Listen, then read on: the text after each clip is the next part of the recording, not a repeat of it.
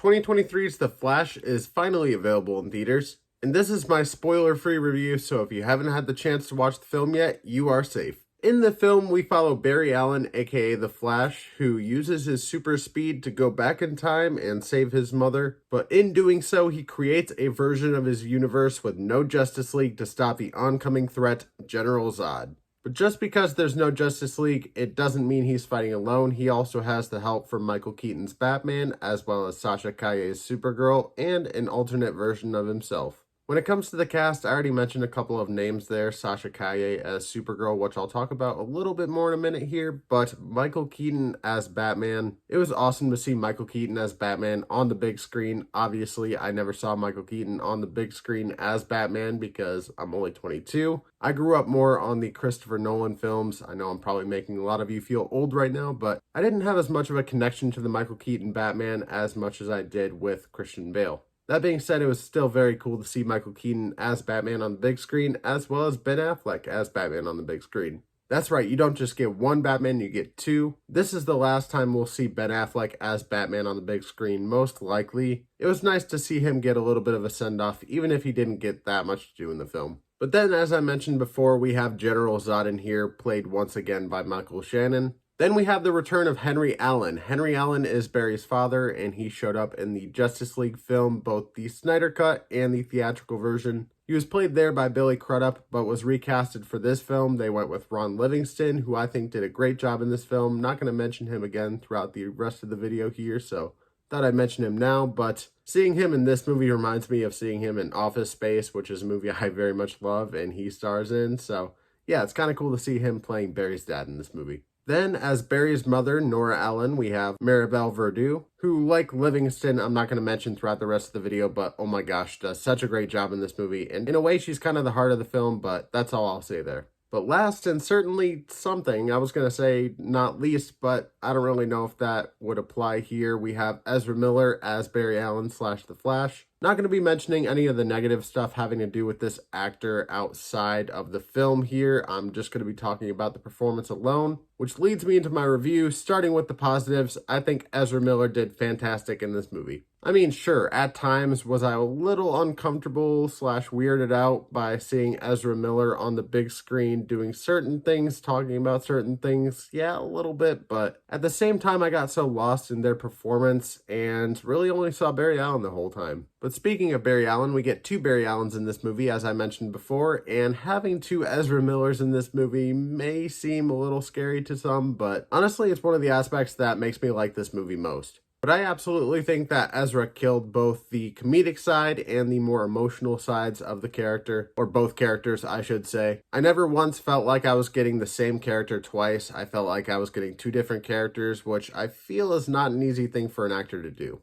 But getting away from Ezra Miller and The Flash, let's talk about some other positives in the film. As I mentioned before, seeing Michael Keaton and Ben Affleck as Batman / Bruce Wayne in the same movie is an absolute treat. It's something I feel a lot of people, including myself, thought they would never see again. Not just Ben Affleck as Batman, but especially Michael Keaton as Batman. But yeah, there's definitely a lot more Keaton as Batman than Affleck as Batman. Just wanted to kind of manage expectations there. And sure, neither of these Batmen are my favorite Batman, but at the same time, I had fun with both, especially Keaton. The stuff he gets to do in this movie is just so fun. And that's honestly how I would describe this movie, is just fun. I think there's a lot of fun comedy and action. There are some darker elements to it, some more emotional elements, but for the most part, it is a really fun movie. The movie's, 2 hours and 17 minutes long? I never once felt that runtime. I was having fun throughout the entire film. And as I said, you have the humor, you have the action, you have the darker elements, you have the emotional elements. And I think all of those tones flow together very nicely in this movie. They all work naturally. You never feel that one tone is overly heavy-handed. But the last positive I'll leave you with before I get into the negatives is that there are some great surprises in this movie. In retrospect, the trailers did give away just a little bit too much. But if you're not looking too deep into it, then I think you're going to be surprised by a lot of what happens in this movie. There are a lot of things that they didn't put in the trailers that are definitely going to surprise a lot of people. And with saying that, I should probably say this: be careful on the internet until you watch the movie. Oh, and before I forget, there is an after credits scene. It's not anything too crazy. I was a little disappointed by it, but it still tells you a little bit of something about what might be happening going forward.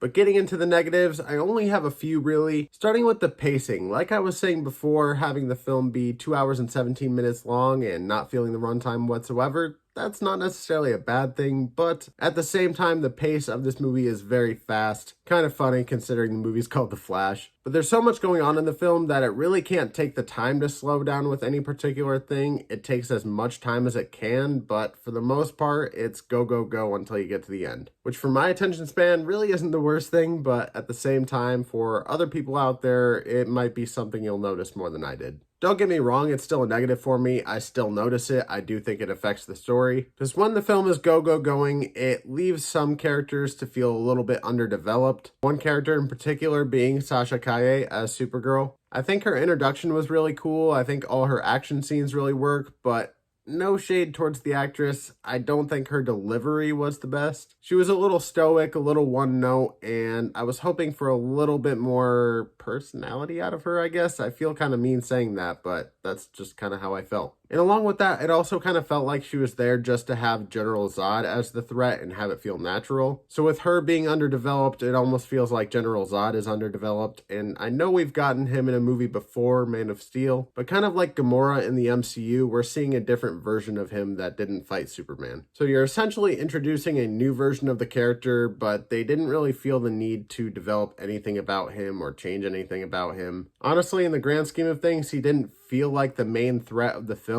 The main threat of the film felt like time itself collapsing. But still, it was cool to see Michael Shannon again as General Zod, probably for the last time, but who knows, maybe we'll see him again. But the last negative I have is with the CGI. The CGI is something a lot of people have been complaining about on other YouTube reviews and other social media platforms. And I can absolutely see where those people are coming from. There are shots in here that look unfinished and very well could be. I mean, the movie was in development hell for what, like 2 years? So I think there's a lot of stuff in this movie that they just kind of ended up going with for one reason or another. It is noticeably bad at times, but at the same time, it never took me out of the movie too much. There was one particular scene in the beginning involving some babies that very much took me out of it, but I was still having fun with it. Because with the craziness that's going on in this movie, there's certain elements of it that almost feel like an Into the Spider-Verse film, or maybe even like a Doctor Strange movie. You have these big budget CGI shots that look a little weird, but at the same time, like the Into the Spider-Verse / Across the Spider-Verse movies, it feels intentional. And again, maybe it wasn't intentional, maybe it was just unfinished VFX work, but like I was saying, it really never took me out of the movie. It's just something that I noticed a few times throughout and thought, wow, that doesn't look too good. But for other people out there, that is why I mentioned this in the negatives, is that I think it's going to be a bigger complaint for some than it is for me. But that's all I have for my positives and negatives, so let's get to my ranking. When it comes to my personal ranking of 2023's The Flash, I'm going to go ahead and give it a premium ticket. There are definitely negatives to this movie, but I think the positives far outweigh the negatives. It's a movie I had a lot of fun with. I was very invested in not only the story, but also the characters. I was surprised by a lot of things in this movie that I would never expect to see in a movie like this, ever. But is it the best comic book movie of all time, like some people out there have been saying? No, I wouldn't say it is. But the most I could say on that is that I see where those people are coming from. But have you seen 2023's The Flash? Down in the comments below, without spoiling anything, tell me what you thought or give me your personal ranking. Have you not seen it? Are you planning on watching anytime soon? Why or why not? Really, any comments you have for me, I would love to hear from you. I respond to as much as I can. But do me a favor and leave a like on this video, run into the subscribe button, and hit that notification bell so you can see my future uploads.